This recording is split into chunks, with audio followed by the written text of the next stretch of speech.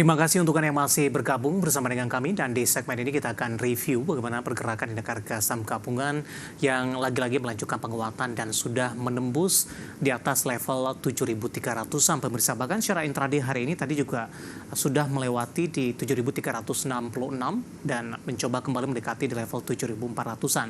Dan kami ingatkan kembali Anda masih bisa berpartisipasi di WhatsApp interaktif di 0812 di 8788 di 3723 seperti yang tertera di layar televisi Anda nantinya. Dan saat ini kami sudah terhubung melalui Zoom bersama dengan Bapak Octavianus Audi selaku Head of Customer Literation and Education PT Kiwum Sekuritas Indonesia. Kita akan langsung sapa saja Pak Audi. Selamat sore, apa kabar Pak? Selamat sore Pak David, kabar baik, terima kasih. Terima kasih Pak Audi sudah meluangkan waktu di IDX Channel. Hari ini di harga saham gabungan masih melanjutkan penguatan Pak Audi. Tampaknya penguatan terus terjadi dalam beberapa hari beruntun, dan posisi saat ini sudah di 7.300-an, bahkan sudah di 7.360-an. Analisis Anda, paling tidak dalam 3 bulan terakhir ketika di Juni, indeks harga saham gabungan sempat tertekan ke 6.726. Iya, jadi memang untuk saat ini ya, driver memang masih dari Bank Sentral, dan memang ini sangat-sangat terlihat jelas sekali pasca rilis data pengangguran Amerika Serikat yang di atas ekspektasi, meski pada hari itu ISG juga secara psikologis gitu ya terdampak dengan terkoreksi lebih dari 3,4%, ternyata ini justru malah memberikan atau menjadi titik balik gitu ya, di mana ISG kembali rebound dan bahkan saat ini sudah melewati level tertinggi pada saat sebelum itu jatuh, itu mungkin di 7.310, 7.311 gitu ya. Saat ini sudah berada jauh di atasnya. Jadi memang sentimen terkait dengan potensi pemangkasan suku bunga yang tadinya mungkin kalau berkaca di Juni lalu di Mei gitu ya, itu bahkan hampir tidak ada 0% untuk terjadi pemangkasan. Tetapi pasca rilis data tersebut, langsung ekspektasi pasar ini berdasarkan data dari CME Fed Watch Tool ya, potensi sampai dengan di Desember itu terjadi pemangkasan 1% atau 100 basis point gitu ya, dan ini memang akan mirroring dengan kebijakan dari Bank Indonesia gitu. Jadi memang potensi akan terjadinya inflow lagi sudah mulai terlihat gitu teman-teman, dan terlihat bahwa di sepanjang minggu ini aja itu terjadi inflow 2,1 triliun di seluruh perdagangan di Bursa Efek. So, jadi memang ini sudah mulai kelihatannya ada gairah lagi, ada optimisme lagi, tetapi memang kami masih mewaspadai itu adalah di level 7.370 sampai dengan di 7.400 gitu ya. Apakah dia bisa breakout untuk ISG? Kalau dia breakout ya kami optimis gitu ya, mungkin bisa all time high lagi, sangat-sangat optimis sekali. Tetapi untuk saat ini ya level support selama dia masih di atas 7.240, so far so good lah. Baik, Pak Audi, di Ya, tengah keoptimisan tadi, proyeksi ISG akan tembus atau breakout di 7.370, di 7.400. Di sisi lain, para pelaku pasar masih menantikan rilis indeks harga produsen malam nanti, kemudian juga rilis data inflasi konsumen ini selanjutnya. Kemudian kedua indikator ini tampaknya juga menjadi salah satu indikator utama bagi The Fed dalam mengambil keputusan suku bunga acuan ke depannya. Bagaimana Anda melihat posisi indeks harga saham gabungan hari ini sudah jenuh beli dan juga mengantisipasi rilis data indikator ekonomi Amerika Serikat ini? ya betul ya, tadi yang sudah disampaikan Pak David. Jadi memang The Fed selain melihat dari tingkat pengangguran, mereka juga harus menjaga pertumbuhan inflasi di Amerika Serikat. Dan memang ekspektasinya ini masih tidak akan mengalami penurunan yang signifikan. So memang kondisinya masih jauh di atas ekspektasinya The Fed, yaitu adalah dia turun ke bawah 2%. Saat ini memang ekspektasinya untuk inti saja itu masih di atas 3,2%. So masih jauh, dan memang kelihatannya apakah ini akan merubah stand The Fed menjadi hawkish lagi ya, kami pikir masih belum tentu, dan kami justru malah melihat ketidakpastian ini memang lebih tergambarkan dari bagaimana kondisi tenaga kerja di Amerika Serikat gitu ya. Jadi memang ini sudah mulai berdampak terhadap sektor real, lalu juga dari sisi keuangan terlihat unrealized bonds dari The Fed juga semakin melebar dari perbankan di Amerika Serikat. So ini memang harus sudah mulai diakselerasi lebih lanjut lagi bahwa terjadi pelonggaran, memang chance-nya jauh lebih besar meskipun nanti data inflasi di Amerika Serikat masih di atas 2%. Oke. Gitu ya. Jadi memang kami masih melihat bahwa stand The Fed nanti pada saat malam ini atau besok masih kelihatannya masih akan lebih dovish. Baik. Gitu, Pak. Posisi ISG sudah jenuh beli tidak Pak? Rawan profit taking atau dari sisi volume masih cukup besar sampai sejauh ini? Ya, kami lihat memang masih cukup jauh ya untuk dikatakan sampai dengan jenuh beli. Ini kita menggunakan indikator relative strength index memang masih berada di level 59 gitu ya, masih jauh dari kata overbought. Jadi memang kami melihat masih ada ruang, tetapi sekali lagi jadi memang pasar ini masih dinamis. Ya, kita juga masih melihat bahwa di Timur Tengah konfliknya masih potensi berkelanjutan, ditambah Ya. jika Iran melakukan serangan balik. Dan ini juga yang membuat harga minyak dalam sepekan terakhir itu naik 8% gitu. Jadi memang saat ini pasar juga masih ya mungkin secara makroekonomi so far so good ya untuk Indonesia, tambah lagi juga inflow, ditambah lagi adanya potensi pelonggaran kebijakan moneter. Tapi di sisi lain pasar juga masih menantikan faktor geopolitik, lalu Ya. juga nanti kita juga masih menantikan transisi pemerintahan baru. So memang ini masih butuh konfirmasi gitu Baik. Pak Devi. Jadi memang kami masih melihat 7.400 apakah bisa di break dulu nggak nih untuk ISG dalam waktu dekat. Jika memang iya, maka potensi di all time high masih terbuka kembali. Oke, di tengah penguatan indeks harga saham gabungan, kita tidak melihat dari sisi sektornya ini, Pak Audi, lebih Yes. kepada sisi sahamnya. Ya. Karena BUMN Karya hari ini Yes. konstruksi mengalami Ya. penguatan yang cukup signifikan. Yang Yes. kebetulan juga menjadi topik pilihan kita hari ini. Dari sisi sentimen sih sebenarnya hanya Wika yang masuk ke dalam indeks MSCI Small Cap. Sementara dari sisi kinerja masih belum pulih, meskipun ada sedikit pergerakan ke arah perbaikan ini di semua emiten BUMN konstruksi. Bagaimana analisis Anda penguatan yang terjadi di sepanjang perdagangan hari ini, bahkan Wika mengalami auto reject atas di 24,30%.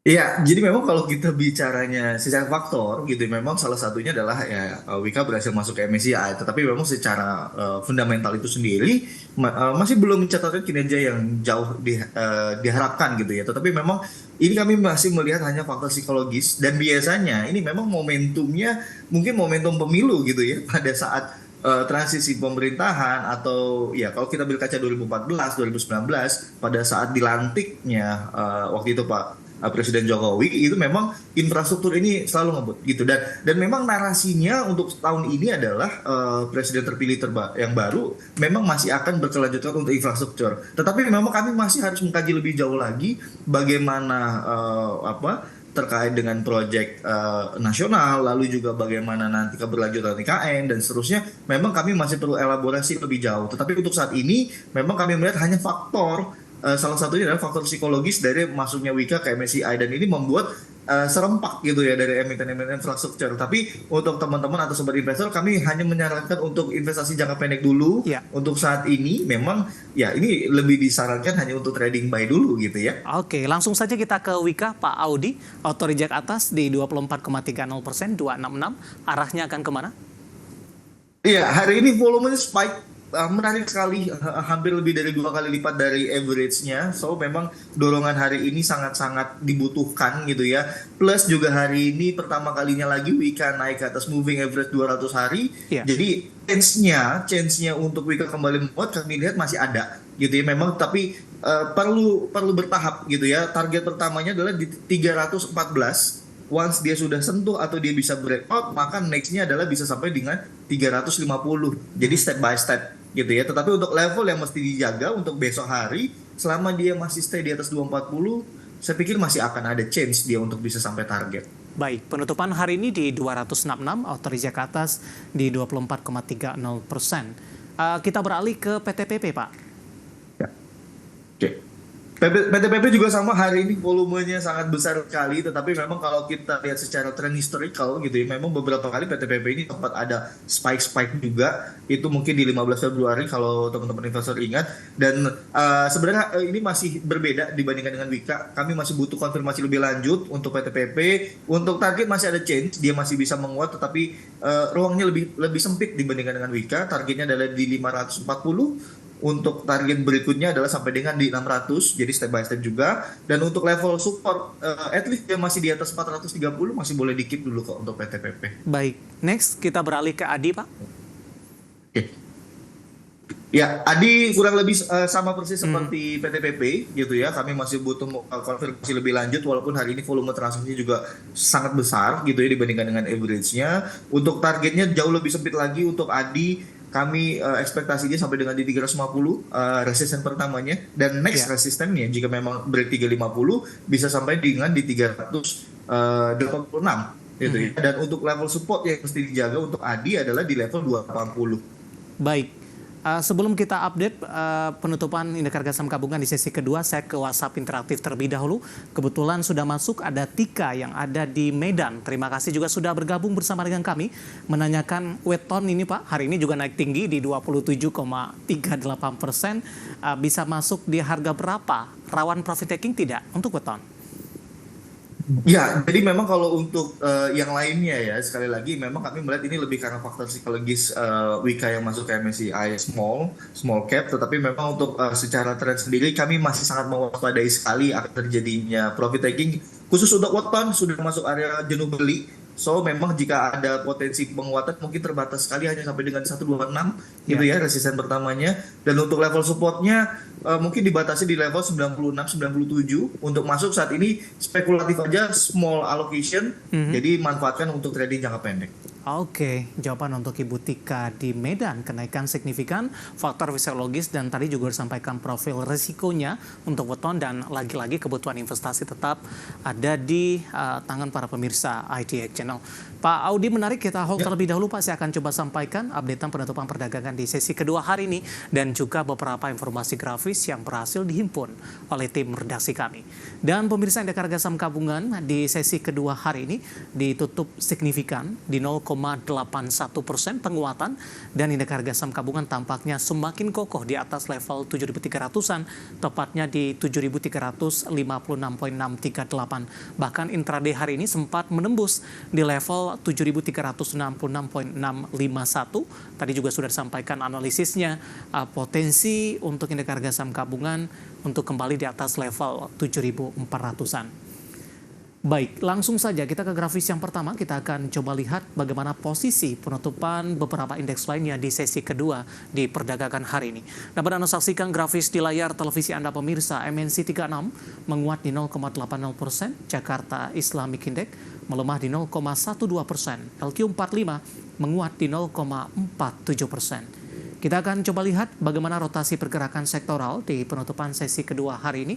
Ke grafis selanjutnya, sektor konsumsi non-primer pemirsa menguat signifikan di 2,99%. Transportasi dan logistik juga menguat di 2,30%.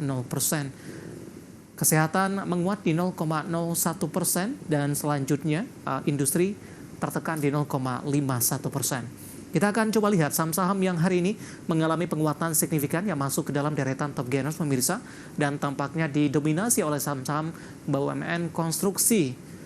Dan tadi pun juga sempat kita ulas. Dari perbankan big cap ada BMRI menguat ke 7.000, PTPP menguat ke 476, SMGR juga menguat ke level 4.000, dan Wika menguat ke level 266.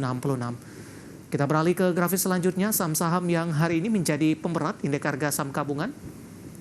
Di tengah volatilitas yang cukup tinggi, saham aman kembali bergerak di zona merah, melemah cukup dalam di Rp10.200 per saham. Kemudian dari pakan ternak ada Java melemah ke 1.885, Humi tertekan ke 62, PSAB juga melemah di level Rp240 per sahamnya. Itu dia updatean posisi penutupan perdagangan di sesi kedua hari ini, dan semoga bisa menjadi salah satu referensi untuk Anda, terutama dalam menghadapi perdagangan di keesokan harinya. Kita akan jeda kembali dan tetap di tempat Anda, karena setelah ini kita akan coba lihat saham-saham pilihan apa saja yang direkomendasikan, dan pemirsa, kami akan segera kembali sesaat lagi.